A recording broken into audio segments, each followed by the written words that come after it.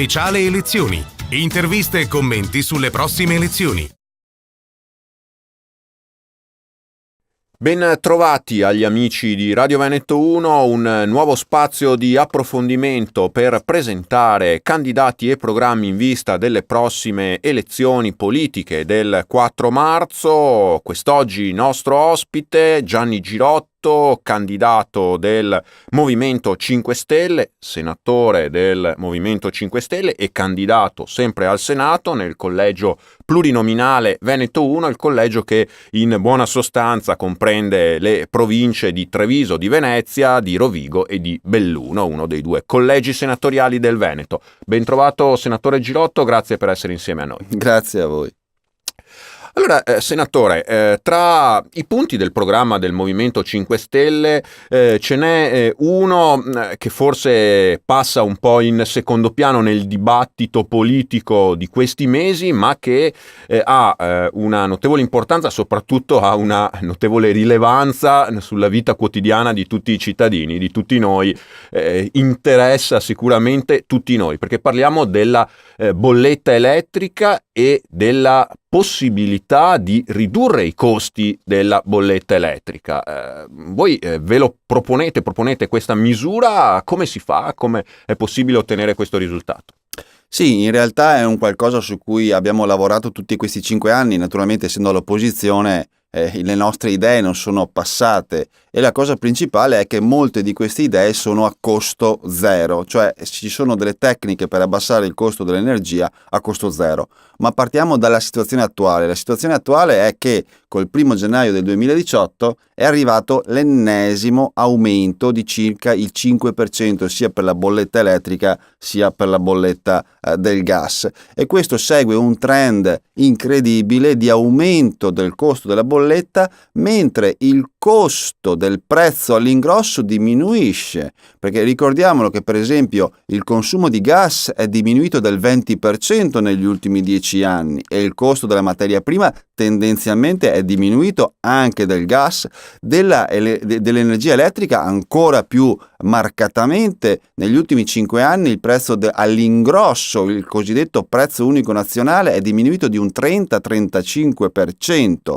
Quello che sale però è il complesso della bolletta, perché nella bolletta vengono aggiunti tutta una serie di oneri sempre più pesanti. Ricordiamo che l'anno scorso il governo ha deciso di aiutare le grandi imprese energivore con uno sgravio in bolletta, con un abbassamento della loro bolletta per le grandi aziende di oltre 1 miliardo di euro. Costo che viene viceversa ribaltato sulle PMI e sulle famiglie. Quindi un aiuto a 10, 15, 20 soggetti, grandi soggetti industriali, e invece un sacrificio per la rimanente popolazione. Altro dato di fatto che fotografa la situazione attuale è il calo della produzione di elettricità da fonte rinnovabile, perché noi negli ultimi 3 anni l'Italia ha prodotto come elettricità da fonti rinnovabili meno 11%, mentre è salita ovviamente la produzione di elettricità da fonte fossile, più 13%, perché il fabbisogno complessivo è aumentato leggermente, e questo implica un aumento del costo della bolletta. Perché siccome le rinnovabili producono a prezzo marginale nullo, perché vento e sole sono gratis, ogni punto di penetrazione in aumento delle rinnovabili significa €1 in meno nel costo del prezzo unico nazionale, quindi diciamo così volgarmente all'ingrosso. Viceversa, se cala la produzione di rinnovabili, subentrano le fonti termoelettriche, il costo si innalza. Ora, noi in questi anni abbiamo suggerito più volte, chiesto più volte una serie di misure, tra cui ce ne sono alcune gratis, nel senso che sono solo dei pezzi di carta, cioè delle norme che mancando non permettono una serie di cose. Per esempio, le reti private. Tecnicamente si chiamano sistemi di distribuzione chiusa, SDC, e sono ammessi in tutta Europa. Erano ammessi anche in Italia fino a 3 anni fa, poi l'Autorità per l'Energia Elettrica e il Gas che adesso ha cambiato nome, ma continuiamo a chiamarla così perché ci vorrà un po' per abituarsi al nuovo nome, adesso si chiama Autorità per la regolazione delle reti, aveva vietato questo utilizzo, ha vietato questo utilizzo 3 anni fa. Noi da 3 anni chiediamo e ci appelliamo alle direttive dell'Unione Europea che prevedono la possibilità di utilizzare queste reti private e chiediamo che vengano riammesse. Cosa sono queste reti private? Beh, lo dice un po' il nome stesso. Le grandi aziende, i gruppi industriali si fanno la loro centrale di produzione di elettricità, tipicamente da fonte rinnovabile o può essere anche mista, la fanno un po' sovradimensionata rispetto alle loro esigenze, tanto sapevano, quando le hanno fatte, che l'elettricità in più che avrebbero prodotto l'avrebbero venduta ai vicini di casa con dei cavi di loro proprietà, quindi una retina privata. Locale. Bene, esattamente, locale. Bene, abbiamo chiesto più volte che venisse ripristinata, siamo al paradosso che nel luglio del 2016 io proposi un emendamento in questo senso, il Partito Democratico propose un emendamento identico, quindi vuol dire che era d'accordo. Il giorno della votazione il governo chiese al rappresentante del PD di trasformarlo in ordine del giorno e per i non addetti spiego che l'ordine del giorno non conta nulla, è una preghiera, è un auspicio, mentre un emendamento se passa diventa legge, un ordine del giorno è una preghierina che non ha nessun valore giuridico. Il governo, spiegando questo, e ci sono gli atti nero su bianco che lo riportano, disse: Girotto, tu hai ragione, il tuo ragionamento è corretto, la tua proposta è corretta, però è una pezza su uno strappo di un vestito vecchio che è il sistema elettrico nazionale, il mercato elettrico nazionale. Noi governo stiamo preparando un vestito nuovo, quindi tutta un nuovo disegno per il mercato elettrico, e quindi per questo motivo bocciamo il tuo emendamento, perché tanto siamo sicurissimi che entro fine anno metteremo in campo appunto questo vestito nuovo. E questo era giugno 2016, oggi siamo a febbraio 2018 e del vestito nuovo io non vedo nemmeno la stoffa, non l'ha vista nessuno, e intanto continuiamo a pagare. Così come appunto pagheremo 1 miliardo di aiuto alle grandi aziende energivore, in più pagheremo un ulteriore miliardo perché è salito il prezzo dei certificati bianchi, che si chiamano un po' più precisamente titoli di efficienza energetica.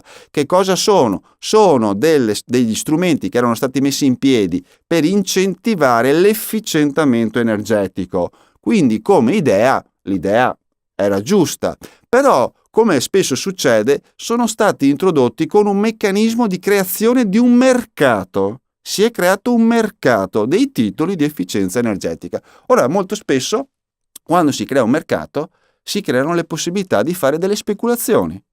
E in effetti, nell'ultimo anno, il prezzo dei certificati bianchi è aumentato del 150%, cioè più del doppio. E siccome i certificati bianchi li paghiamo tutti noi nella bolletta elettrica, perché sono proprio sovvenzionati tramite la bolletta elettrica, più aumenta il costo e più paghiamo. Ora è calcolato che con questo aumento di prezzo pagheremo in quest'anno 1 miliardo di euro in più. Tornando quindi alle proposte a costo zero, permettere appunto l'utilizzo di queste reti private. Lo chiedono le aziende. Permettere che le rinnovabili possano entrare nel mercato dei servizi di bilanciamento. Mi spiego velocemente.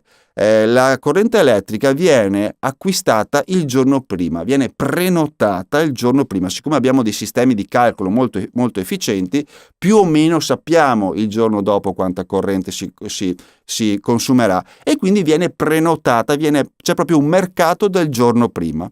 Però succede che spesso ci si sbagli, e quando ci si sbaglia per difetto e quindi bisogna andare a correre perché ci manca un po' di corrente, la si acquista, diciamo così, all'ultimo momento su un cosiddetto mercato di emergenza, lo chiamo io volgarmente mercato di emergenza, ma come tutte le cose acquistate all'ultimo momento costa veramente cara. Ecco, ora questo mercato è appannaggio esclusivo delle fonti fossili. ma non perché le rinnovabili non siano in grado di partecipare, ma perché manca il foglio di carta dell'Autorità per l'Energia Elettrica che regolamenti questo ingresso. Sono 5 anni che lo chiediamo, sono 5 anni che l'autorità ci dice sì, ci stiamo lavorando e siamo fermi. E questo naturalmente blocca un grosso apporto di concorrenza e quindi un abbassamento dei prezzi. E quindi questo è un ulteriore sistema per aumentare la concorrenza, così come stiamo aspettando una regolamentazione degli aggregatori virtuali, perché quando molti utenti sia privati che soprattutto industrie si aggregano, possono essere gestiti in maniera più efficiente dalla rete e far diminuire i costi. Un'ulteriore cosa che si capisce, diciamo, in maniera intuitiva è la gestione della domanda. Anche la gestione della domanda permetterebbe un abbassamento dei prezzi ed è quello che già fanno negli altri paesi. Cosa vuol dire la gestione della domanda? Vuol dire che io impresa, lo possono fare anche i privati, ma i privati consumano poco, quindi inciderebbe meno. Sicuramente i professionisti, sicuramente le imprese possono dire al loro fornitore, distributore: guarda, fammi uno sconto del 5%, io ti permetto di modulare la corrente che consumo, ti permetto in certi momenti, se la rete va sotto stress, va in difficoltà, ti permetto di darmi un po' meno corrente, perché naturalmente ho fatto i miei conti, il mio sistema produttivo è in grado di assorbire delle diminuzioni di corrente. Quindi si dà una mano alla rete in questo modo con la gestione della domanda. Anche questo è calcolato, è proprio un servizio che verrebbe remunerato e quindi verrebbe a far diminuire il costo della bolletta elettrica. Ultima cosa, le auto elettriche, di cui parleremo in un secondo momento.